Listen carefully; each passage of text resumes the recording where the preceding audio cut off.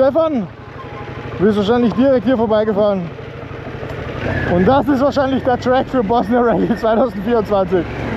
Grüße geht raus. Apropos Offroad. Hoppa. Wir können den Mode umstellen, nur dass wir beim Bremsen Offroad ABS haben.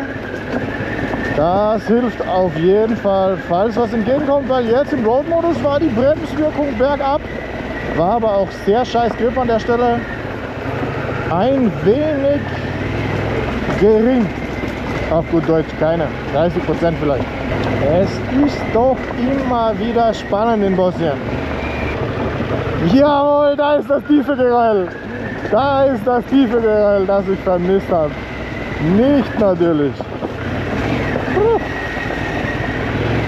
Und ich bin auch komplett tiefenentspannt, weil mein Tank ist vollkommen voll. Ich kann hier 26 Stunden im Standgas rumfahren.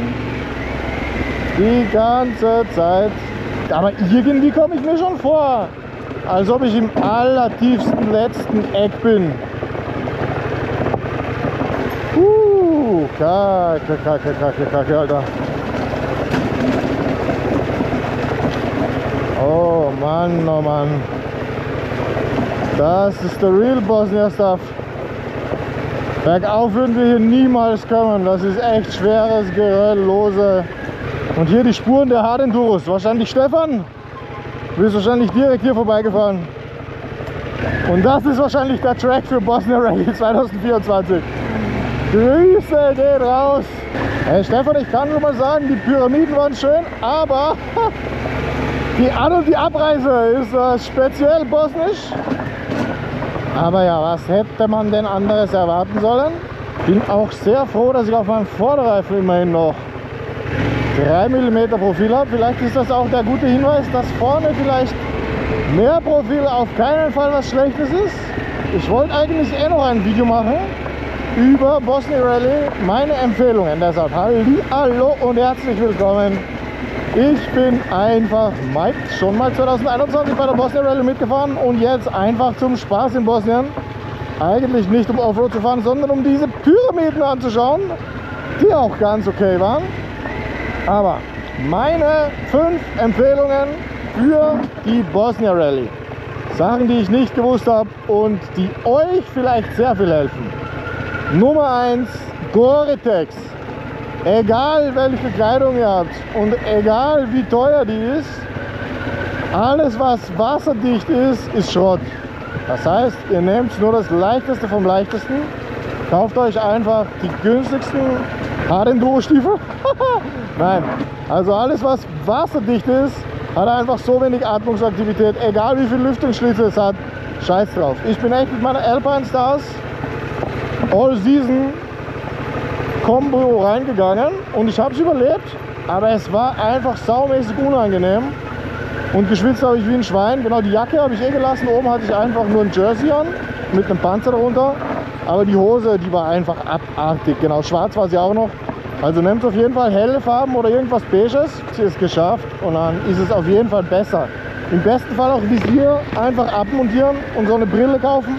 Das lohnt sich auch sehr wegen dem Staub, weil du musst das Visier eigentlich ein bisschen zumachen, damit du den Staub nicht ins Gesicht kriegst, dann ist affenheiß. Wir hatten damals bis zu 43 Grad in Mostar, es war die Hölle. Aber ja, Nummer 1, die atmungsaktivste Kleidung, die ihr organisieren könnt. Nummer 2, Tankrucksack, hier auch. Und zwar bei mir war die Drohne drin und auch natürlich Jause und ein paar Sachen, GoPro-Akkus hin und her. Und es ist im Weg, wenn du echt im Stehen fährst, was du ja eigentlich die ganze Zeit machst, dann hast du ein Problem. Und zwar, du kriegst eigentlich deinen Oberkörper nicht so weit nach vor, wie es bestmöglich sein sollte, damit ihr hier geil abliefern könnt. Das Vorderrad immer Grip hat und das Hinterrad schön unter eurer Kontrolle bleibt. Nummer 3, ihr habt eigentlich nicht wirklich Zeit, wenn ihr so als Anfänger wie ich reinkommt, für Essen. Also nehmt auf jeden Fall genug Wasser und auch Jause mit. Wasser am besten, wie ich gelernt habe von den Profis, als Trinkblase hinten im Rucksack. Und ja, das lohnt sich wirklich, weil wenn du es hinten im Rucksack hast, jawohl, by the way, Offroad weggeschafft, Willkommen auf asphaltierter Straße, ich bin so froh. Genau, weil du sparst dir echt viel Zeit, wenn du nicht stehen bleiben musst zum Trinken. Und da kannst du echt viel gut machen. Und das andere, ich hatte es natürlich nicht und bin die ganze Zeit stehen geblieben. Ich fahre mal hier kurz raus der Kreuzung. Weil die restlichen Tipps kriegt ihr jetzt hier noch. Wasser, kann man echt viel Zeit sparen. Und das Ding ist auch Nummer 3.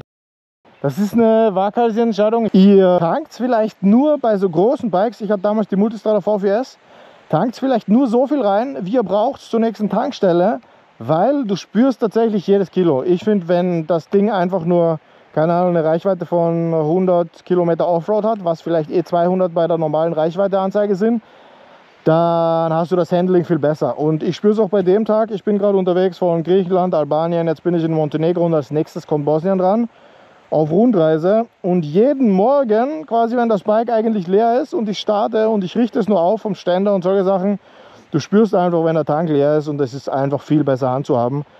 Also denkt wirklich an jedes Kilo Gewicht des Bikes. Was ihr nicht braucht, lasst es zu Hause. Ihr braucht so auf jeden Fall mindestens 3 Liter Wasser.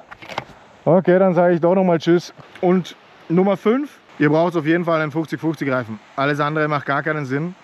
Und ja, in diesem Sinne, ganz viel Spaß. Passt auf euch auf. Ride hard, ride safe. Und falls du den Kanal noch nicht kennst, der ist ziemlich cool. Like und Abo da lassen. Macht es gut. Tschüss. Allen Teilnehmern viel Spaß auf der Bosnia Rallye. Wunderschönes Land.